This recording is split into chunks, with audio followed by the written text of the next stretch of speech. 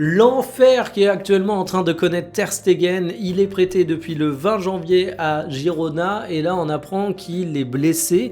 Et attention, c'est pas la petite blessure, on évoque le fait qu'il va avoir besoin de passer par la case opération. La durée d'indisponibilité n'est pas connue, mais généralement quand tu te fais opérer du tendon d'Achille, t'es absent un bon petit moment, donc on se demande même s'il va avoir l'occasion de jouer durant ce prêt.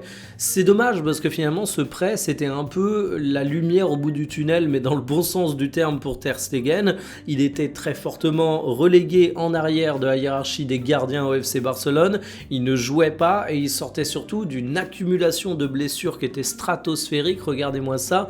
Il y a eu un petit peu de tout, du dos, de la rotule, mais en tout cas une accumulation d'absence qui était vraiment folle.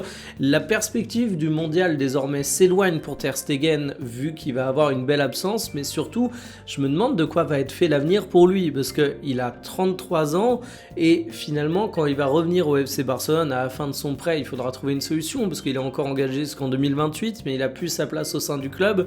Est-ce que cet été, quand il aura 34 ans, il réussira à convaincre un autre club de lui donner sa chance avec un prêt? Je pense que ça peut se faire évidemment, mais le déclassement de Ter Stegen, la tournure que prend sa carrière, c'est quand même relativement déprimant pour lui.